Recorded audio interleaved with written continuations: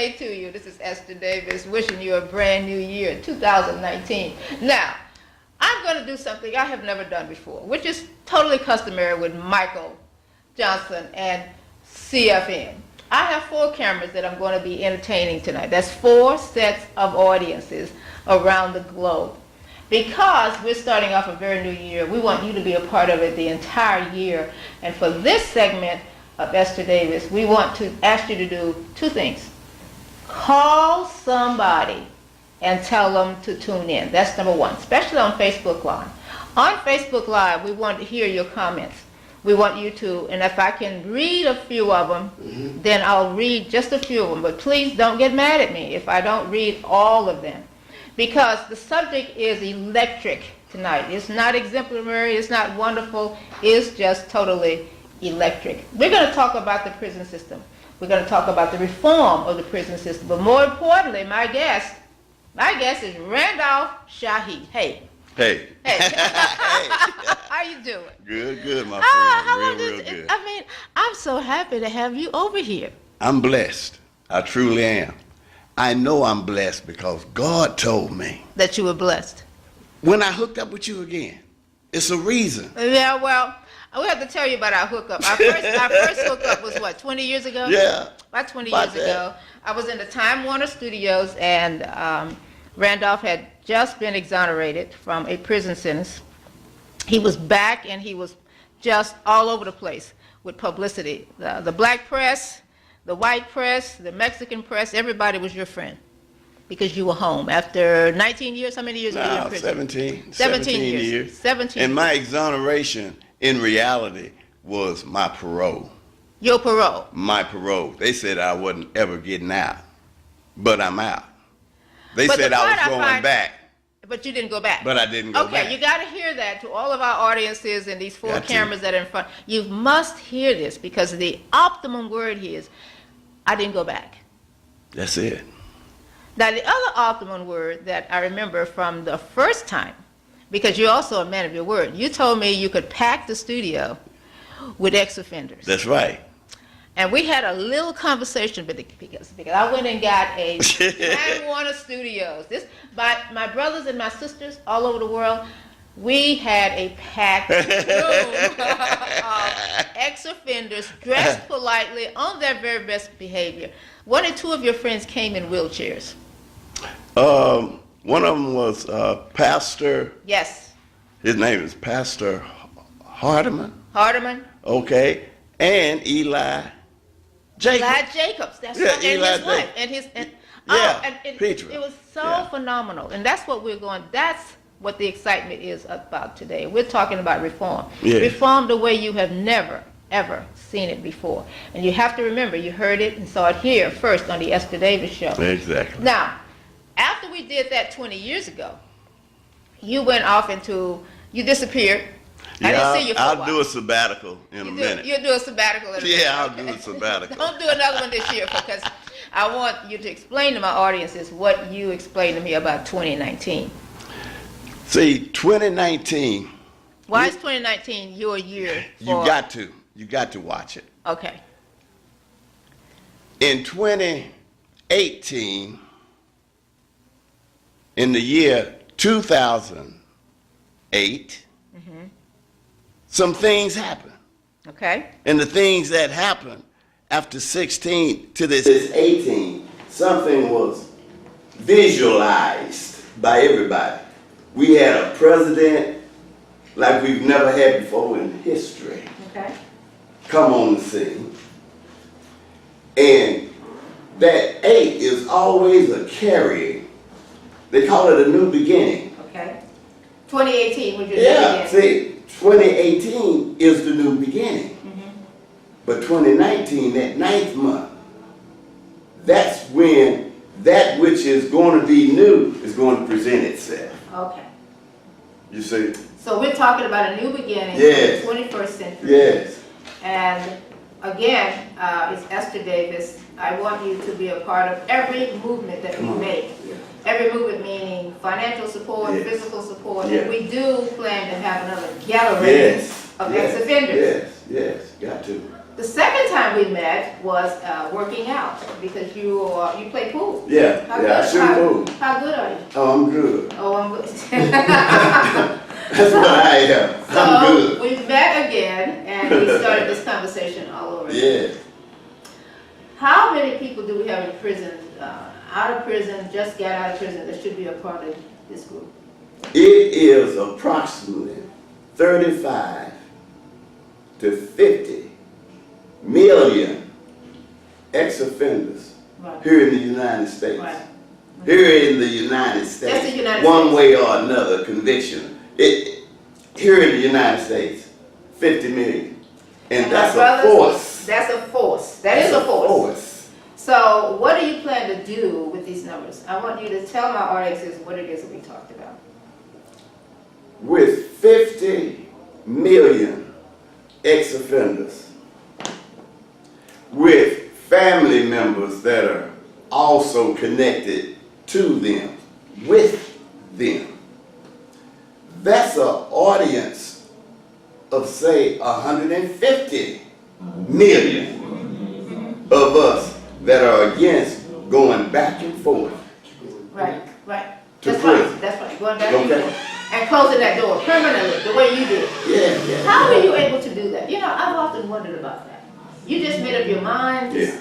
Was it like, stop, I'm going to stop smoking, I'm definitely not going back in Exactly. again. Exactly. It's nothing fantastic, nothing like a fantasy. Nothing rocket science about You know, no. You make up in your mind who you are.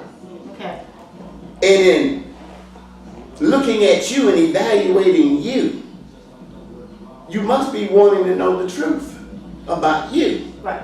Exactly. And the truth about me, I didn't like people afraid of me. The truth about me, I didn't like this persona I was leading. Yes, yeah, exactly. I didn't like that.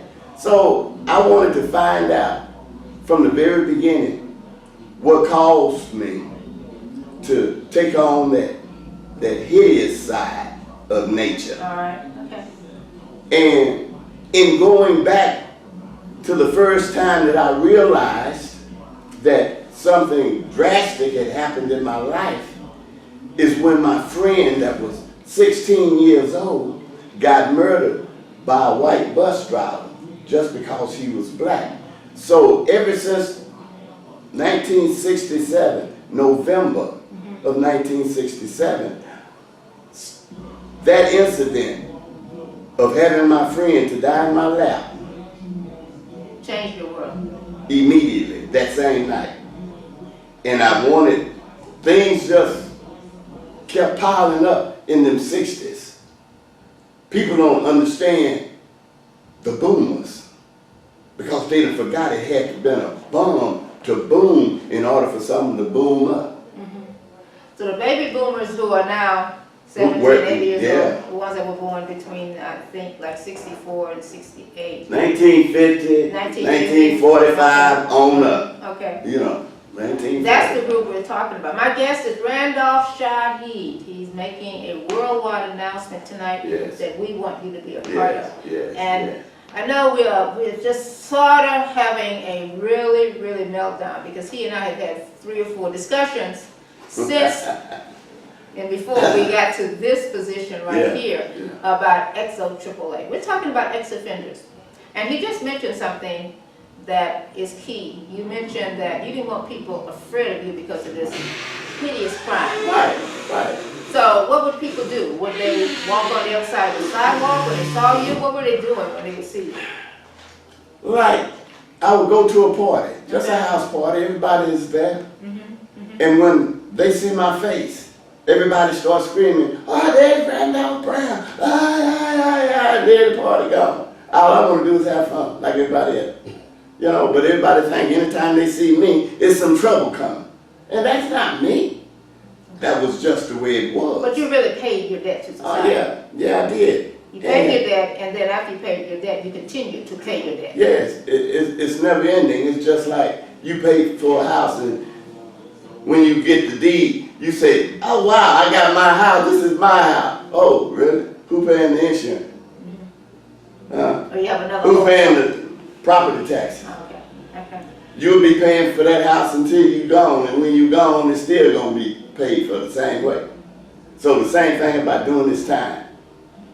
They gave me a life sentence. I spent 17 years incarcerated. I've been out 35 calendar years, treated like I just got out this morning when you go to the parole board. 35 years out, been reporting every month for 35 years. Just a second. You telling me you were exonerated from this crime, but you still have to report? Yeah. You report See, to I'm not every exonerated. What do you call it? You can call it emancipated. Okay. Just You're like not the slave. exonerated. Well, yes, come on now. They make money on my body. That's because This is the habeas corpus. that's still because you Body coming forth. You have to report I have to report to them every month. Every month. And been doing it for 35 years and had over 60 parole officers. I can teach them how to run this business out here. My But they're not interested in guest, hold on just one second, because I have to identify myself. We Come have on. 4 cameras here, so I'm sorry. I have people that will get mad at me if I don't do what they say. Yes, yes. So we want you to know that my guest is Randolph Shaheed, who is he was formerly incarcerated. He's out now doing extremely well. But I did not understand that even though you were, let me use the word exonerated for want of another word. Out of prison, the crime dropped.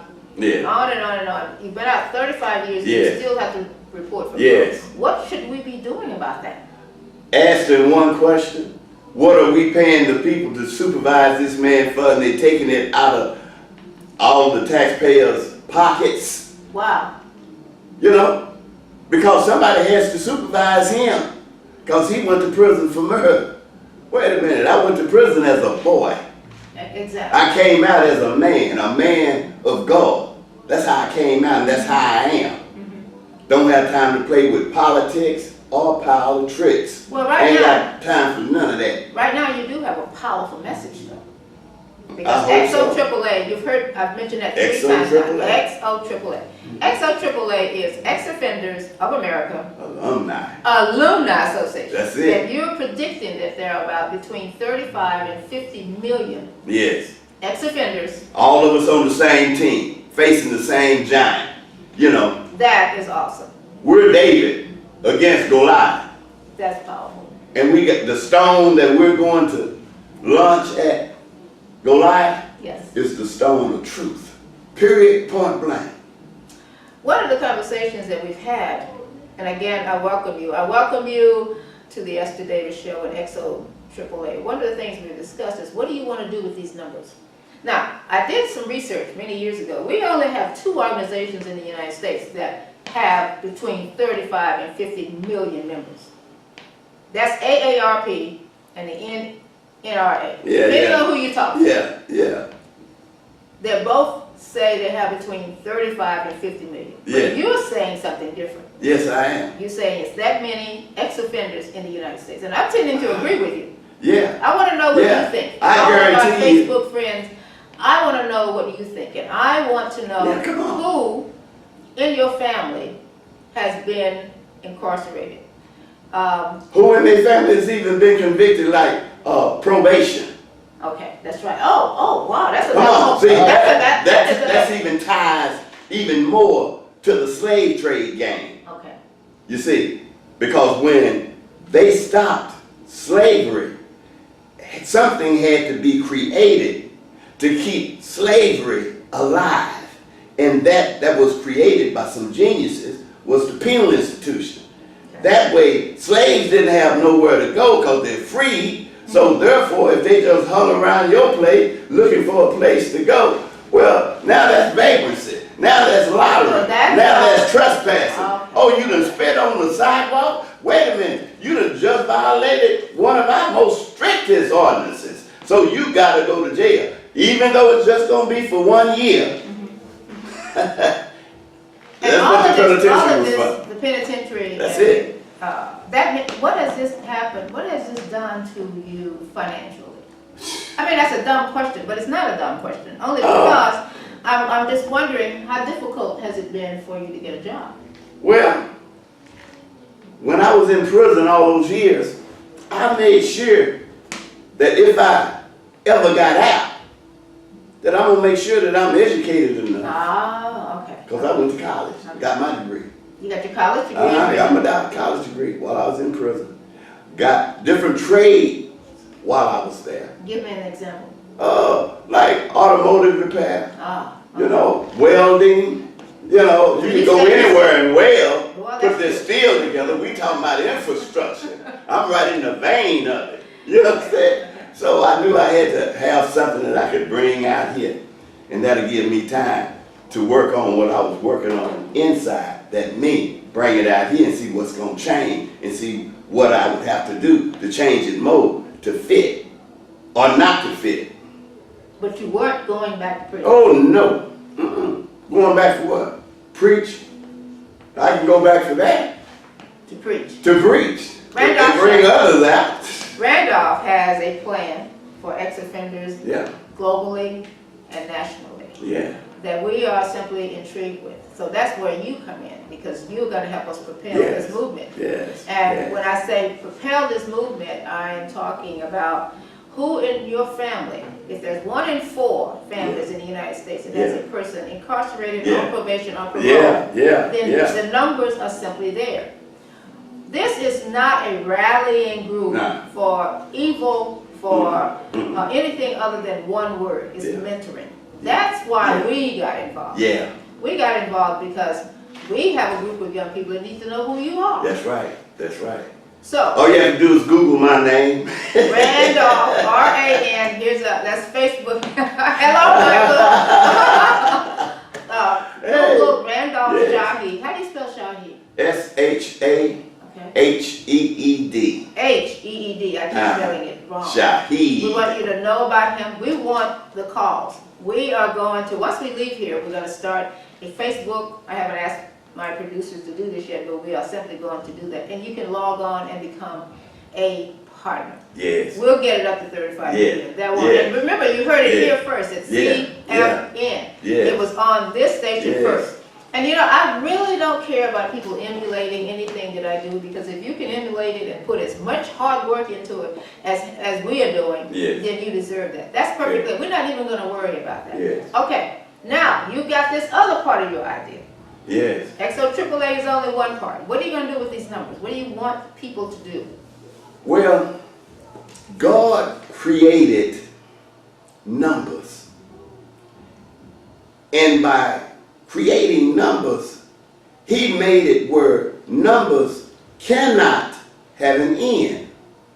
Continuity. Yeah. No end at all. Okay. Okay. And if there's no end to a situation, and the only one that can place a formula and put it into effect where it's no end, it's just into infinity, that's the Creator. That's God. God is the one who, when He created us. I do like the part about the numbers, because there is no end to numbers. There is no end to numbers. So, if there's no end to numbers, ooh, I can't wait to get off into this monetary part. But to have no end in numbers, and when you look at a denomination, the number that you see on there describes that piece of paper only. So since there's no end to numbers, that means numbers are invisible. That means that the United States government, and they know, everybody know this is common knowledge, if you $22 trillion in debt, and the richest, most powerful country on the planet, how can you be rich and broke at the same time? And I said, that's the part of math I want to know. But the part of math that's the most profound is the fact that if you have the numbers of people that are previously incarcerated and still on probation, they can become a force. The force is to educate young people. The force is to be aware of what the younger generation, and number one, they're not creating anything new. You did this in the 60s. You were a rebel riser in the 60s. That's right. Standing up for my people in the 60s. H. Rob Brown, Texas. Okay. So all let's of see, how did you think we can affect this young group with your numbers? Okay, Your number, let's start at just, keep it at 30 million people. okay, Okay, okay. give me an example. Now, here's an example. Everyone who is incarcerated, have been incarcerated, one of the main things that were in their minds was, when I get out, you know, I'm gonna do this, be able to do this for my children. We gonna hang, you know, me and my babies and woo woo woo. But because of that X that is placed on your back, that places an obstacle that you got to go through. Rather going under or over, you got to get on that other side. Right. And sometimes we can't get to the other side, so we just fall out and get drugged back to the side that we know. Ah, okay, That's incarceration, okay. you know. But knowing that God created numbers to multiply, and when He said to creation, be fruitful And multiply. and multiply. When you are fruitful, that means that you're being the best. And the best is God. Okay. And knowing that God is the best, He says, now be full of me, fruitful of me. So now that you're full of me, that's letting me know that I'm ready to obey God, to love God, to honor God, to praise God. That's what I want to do. That's what I must So do. you want, okay, let me see if I'm getting this Okay. right. So now you want to take that word multiply, That's it? fruitful and multiply. Yes. And it has basically, maybe not a new meaning, but it has another meaning. Yes. It means that the ex-offenders can help this side over here. That's what it means. That's what it means. That's what it gotta mean. And we can turn that side around. Got to. Got to. Wow. God said in His word, the Creator said. I just want to make sure. Oh, well, that's what I'm saying. With the 4 audiences that we have Hey, here, that's what I'm saying. I don't want them to go astray. I want them to Uh-uh. all be on one page. Right, We're right, looking right. at right now the #1 group in the United States today has got to be the ex-offender program. Amen. Okay, so Amen. let's put them to work. Okay. Let's put them in a group. Let's put 'em in look a at group. why they there first. Well, you just told me why they're Yeah, there. but watch And this. hold on a second. I'm gonna have to Okay, take a go break ahead, in a go minute. ahead. But you just told me why they're there. They're there to be fruitful and multiply. That's right. So you, in your infinite wisdom, is saying, okay, I got enough of prison. There must be other people out there that got That's enough right. of prison. And even if they're not like that, that Okay. means that they have potential to be like that. And you are propelling them to go that way. You're That's it. encouraging them to go That's that way. it. Stay right there. Hold on to that point. I gotta go to a break. I'll be right back to all 4 of you. I'm Esther Davis with Randolph Shaheed. We're talking about prison reform. Be right Yes, back. Don't yes, go away. yes.